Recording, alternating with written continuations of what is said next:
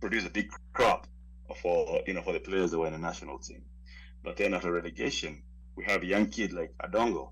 Adongo plays for Daystar University, which is not a tier, it's in a lower level.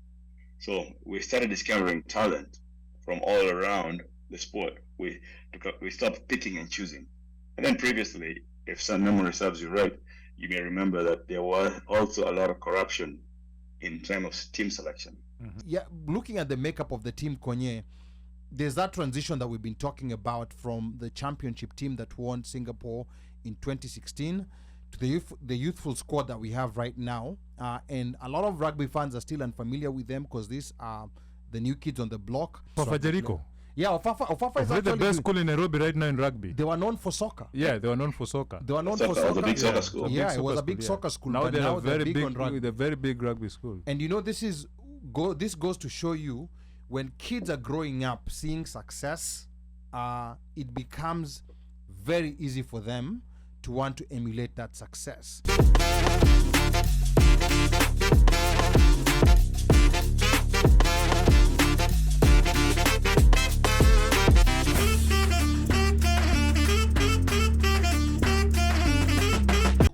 100 years of rugby. Just remind me the name of the author. Was it? I can't remember. I can't remember the name. No. It's not Arigi. There's a book on 100 years of rugby. That we're gonna Google that. That is explaining, like what happened through the 100 years. I've seen some highlights of the book. I think that's a good book to read to also understand how rugby moved around in Kenya. And I'm glad now rugby is being played by a lot of schools. It moved away from certain specific schools that used to play rugby. The current national champions is Butula Boys. It's the school like our Ocha, like our local Ocha school there, right? Mm-hmm. Me when I left Kenya, that school is not playing rugby. Yeah, and now they're the champions. Now they're the national champions of rugby. That is very interesting, and I think that's why we are producing so many different players, like from different parts of Kenya and from schools that you never expected would produce. Ofafa Jericho. Yeah, Ofafa is actually the best school in Nairobi right now in rugby. They were known for soccer. Yeah, they were known for soccer. They were known for soccer. It was a big soccer school. Yeah, it was a big soccer school. Now they're very big on rugby. With a very big rugby school. And this goes to show you when kids are growing up seeing success, it becomes very easy for them to want to emulate that success. Which brings me to my next question, because this young team that we are seeing right now, some of these guys were in high school when we were winning Singapore, when we were at the peak of our game. So these guys knew this is all they knew. Like Kenya is successful in rugby. So even when they were going out to play, they were going out with a pep in their step that we are very good, and we're actually seeing it. So looking at the makeup of the team, Konye, there's that transition that we've been talking about from the championship team that won Singapore in 2016 to the youthful squad that we have right now. And a lot of rugby fans are still unfamiliar with them because these are the new kids on the block. Talk to us a bit about the players and how that transition happened, because transitions are usually very difficult, especially when you have those players who are legendary, like they won the only 7 circuit tournament that Kenya has only won, and now you have to transition. You now have to let go and let these new guys come in. Talk to us about some of these new players. A lot of people don't know them, and how that transition was effected. Konye. How many circles have we won? No, the rugby sevens. Yeah. One. We've only won Singapore. Was that Singapore? That's it. We didn't win Canada. No, it was in Singapore. Canada tulifika finals. We lost to Fiji. Is it Agre Chabeda, the author? No, it's not Agre Chabeda. Okay. It's not Agre Chabeda. It is something Olo. Yeah. Okay. Yeah. I think it's Okay, yeah, I remember Singapore. Nikiamsha umoshu usiku amuka tunashinda kikombe. Yes, it was Singapore. I remember that moment, and I remember exactly where I was. But Konye, back to you. Transition. Yeah. How did that happen? Yeah. So transition is always hard. Again, as you always say. The last several years, we've had big players. Kayanges, Afkuna Kolo. And then when these players get older, we were not having good replacements for them because, again, earlier we were talking about, the Sababora. We already know that we have this talent. So we got to keep milking these guys up until they can't do it anymore. You remember even walking up to World Rugby or the World Rugby tournament in South Africa. Even Kolo was called back, and he had retired. So we're fully dependent on our older players and not tapping on the new talent because of fear, because we don't know how they're going to play. But after relegation, it was an eye opener. They're like, something needs to change. So they got some younger kids, and historically, most of the team was made from the top tier teams. Kina KCB, Kina Nakuru, Kina Menengai Oilers, all those big teams are the ones that produce a big crop for the players that were in the national team. But then after relegation, we have a young kid like Adongo. Adongo plays, for Daystar University, which is not a tier, it's in a lower level. So we started discovering talent from all around the sport. We stopped picking and choosing. And then previously, if some memory serves you right, you may remember that there was also a lot of corruption in terms of team selection. There used to be lazima kungekuwa na wase wakadhaa wa mwamba, sijui kungekuwa na wangapi wa kutoka klabu gani, sijui nini. There was all that. Klabu ya chairman ina players wengi. Yeah, exactly. So if you have an equality where everybody is being selected on merit, not because of a name, that is what has changed the game. Because these kids are all put in the same scale. Because you can remember, mashida tulikuwa nazo, people don't get paid, wanaamua hatuendi kufanya mazoezi, because again they're hungry and they're walikuwa wameshazoea, wanagoma kwenda tizi. But now the kids are all in the same equal ground. Unfortunately, we still have the same problem. Sometimes they don't get paid on time, but hopefully these things are going to change. So these kids get selected to the team because of how they're performing, how their conditioning is. So you're picking the cream of the crop, not because you're by name. Does that make sense? Yeah. Okay. So we have a lot of new kids that people don't even know. But over the years, again, like over the last several years, I've gone to the 7th Circuit in Kenya. So I've got to know these kids. I've seen them play, and you know them in person. You hang with them in person. You know their difficulties. So that is where I get in, because I know these boys. These boys know me. They know my number. If there's any problems, they call me. They reach out. They always have some problems. And again, especially back in several months back, when we did not have any funding, these kids were barely trying to make it to practice, because again, you have to make it to practice by yourself. You have to feed yourself. Wow. You have to feed your kids, and you don't have any money coming in. So that's the stuff that I was doing in the background.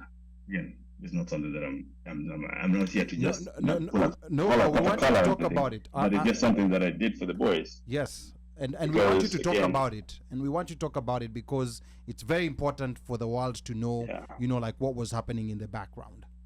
In the background things are tough. Again, some of these kids don't know when they're going to get the next meal. So things were tough.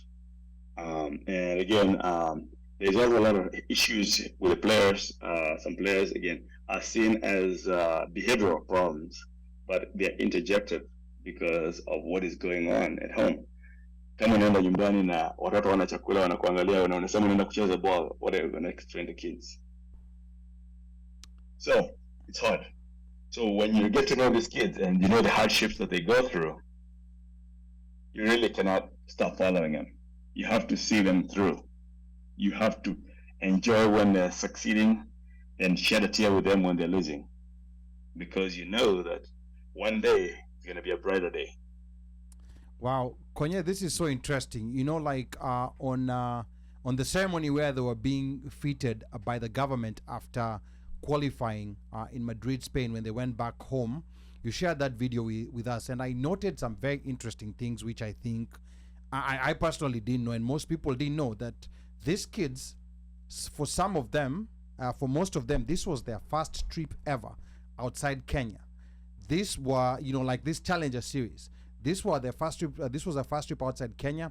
This was their first time to go inside a plane.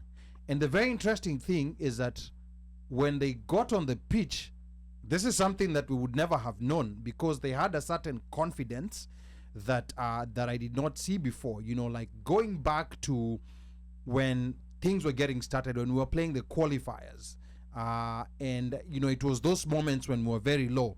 When playing the qualifiers in Harare, Zimbabwe, we were able to. That was for Olympics qualification. Yeah, for Paris qualification. Yeah. Paris, uh-huh. Yeah, you know, like I had my doubts. You know, like I didn't know this new team, but they went on and beat South Africa. You know, and South Africa now, I don't know whether they have to qualify through a back door. I don't know. A repechage. Okay. There's a repechage coming in 2 weeks in Monaco. Okay, that's interesting. That will be very interesting to watch. It's very interesting to watch easy repechage when Kenya is not playing. Now a whole sevens nation like South Africa has to qualify through the back door. So this was very interesting. Mika. That moment, remember when they qualified for the Olympics, and remember I said this team is going back up. This team is going back up. It's not gonna struggle. It's gonna go back up. And there were still doubts. People are thinking it's a one-off thing, but that was supposed to show you that these kids were good. And that even for that's why for that German game, I remember I just whispered to myself, like, man, you're better than them. Relax. And the moment that team relaxes, they beat anybody. Like they are so good. They know when to, like, there's a balance. You can see there's a balance of when they know when to be physical, they know when to be swift, they know when to be tactical. They know it's just a mix of that, getting the experience, like continuing with that game and getting the experience of knowing when to relax. When to, you remember that New Zealand side of Kina Dan Norton, right? Kina Tomasi Kama. You remember that team never panicked. Even if you scored 2 tries against them, quick tries, they never panicked, and they won the game because they knew how good they were. That is the level this team is supposed to strive to. And the moment this team relaxes to that point, yeah, it's going to dominate this series. Quite easy. Yeah, what I liked about the team when I saw them in Harare is, you know, I was surprised again to see Konya on the stands. You know, I'm like, well, I mean, I know Konya goes to all the series, but Konya was on the stands in Harare, Zimbabwe. I'm like, Allah. But when that was probably the best tournament that I had gone to in a long time. Oh, interesting. Why would you say? Considering what was it? Why was it the best tournament? It was interesting because again, we had all new kids that nobody knew, and then we had a new coach. And we're playing a completely different game. Our playing style, if you were to look and compare that to previous, you realize the game was being played completely different. Totally, yeah. So, and you could see that the boys had a lot of cohesion. Again, we did not have a sponsor. Even the preparation for Harare was not the most ideal. But again, because we were still trying to tussle with SportPesa to trying to give us some funding immediately after relegation, several months before. Because remember the qualifiers was in September, and we had just been relegated in May. So there was still that, my players, they don't get any, there are still not even enough funds for them. So there was still a lot of things in the background that was happening. But again, when you have the players that can listen to their Coach Bling, my friend, that man, these kids believe in him, and they look at him in the eye, and they truly believe in what he says. If you can recall when we had before relegation, there were some calls that were really made, that, by our coach then, that were really, it did not make any sense. There was some, again, and it did look like the team was not in cohesion. It's kind of fragmented. So when the boys are all united, they're young, you mold them right, it makes a big difference. Wow! So that's why you saw the product. Yeah. So this is quite interesting, and of course with the chairmanship of Sasha Mutai, we've already seen the 2 main goals within a year of his leadership of qualifying for the Paris Olympics and being promoted back to the World Rugby 7 Series. Those goals have already been achieved. So this is just a start, and we are hoping for greater things to happen. There are people who are in the sports ministry, and the way they are talking about it, it's like they were briefed. Yep. And I'm like, this game, even if you never had a chance to watch it live, at least Go watch the highlights. It's a very short game. Go watch the highlights. The way they were talking about it, I was just cringing.